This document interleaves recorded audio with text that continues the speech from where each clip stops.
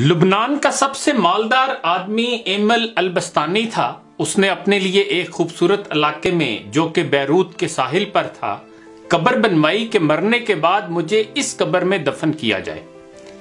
اس کے پاس اپنا ذاتی جہاز تھا اور جب دھماکہ ہوا تو وہ جہاز سمیت سمندر میں ڈوب گیا۔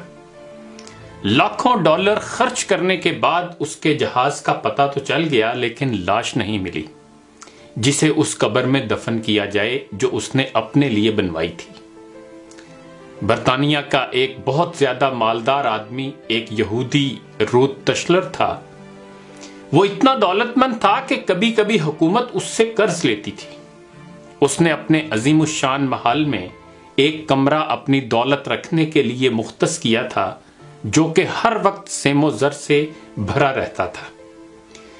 ایک دفعہ وہ اس کمرے میں داخل ہوا اور غلطی سے دروازہ بند ہو گیا۔ دروازہ صرف باہر سے کھل سکتا تھا، اندر سے نہیں۔ اس نے زور زور سے چیخو پکار شروع کی لیکن محل بڑا ہونے کی وجہ سے کوئی اس کی آواز نہ سن سکا۔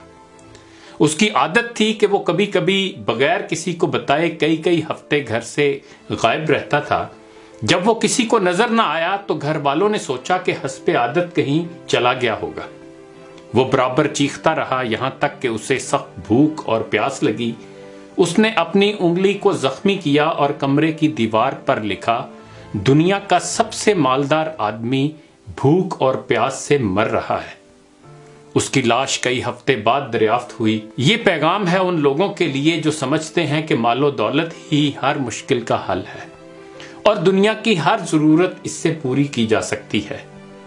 دنیا سے جانا ایک بڑا حادثہ ہے لیکن ہم نہیں جانتے کہ کب، کیسے اور کہاں جانا ہے۔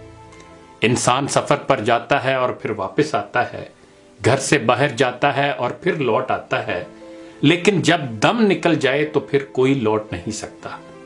مبارکباد کے قابل ہیں وہ لوگ جو کسی پر ظلم نہیں کرتے، نہ کسی سے نفرت کرتے ہیں، نہ کسی کا دل توڑتے ہیں اور نہ اپنے آپ کو کسی سے برتر سمجھتے ہیں، اس لیے کہ سب کو جانا ہے۔ ایک آدمی ٹیکسی میں بیٹھا تو دیکھا کہ ڈرائیور قرآن سن رہا ہے۔ اس نے پوچھا، کیا کوئی آدمی مر گیا ہے؟ اس ٹیکسی ڈرائیور نے جواب میں کہا کہ ہاں، ہمارے دل مر چکے ہیں۔ قیدی اس لیے قرآن مانگتا ہے کہ قید تنہائی میں اس کا ساتھی بنے۔ مریض ہسپتال میں اس لیے قرآن مانگتا ہے تاکہ اللہ اس کے مرض کو دور کرے، اور مردہ قبر میں تمنا کرے گا کاش میں قرآن پڑھتا تو آج قرآن قبر میں میرا غم خوار ہوتا۔ آج نہ ہم قیدی ہیں، نہ مریض ہیں اور نہ مرے ہوئے ہیں کہ قبر میں قرآن کی تمنا کریں۔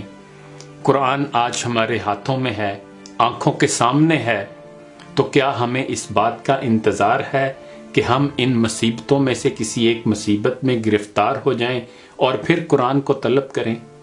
ابھی وقت ہے۔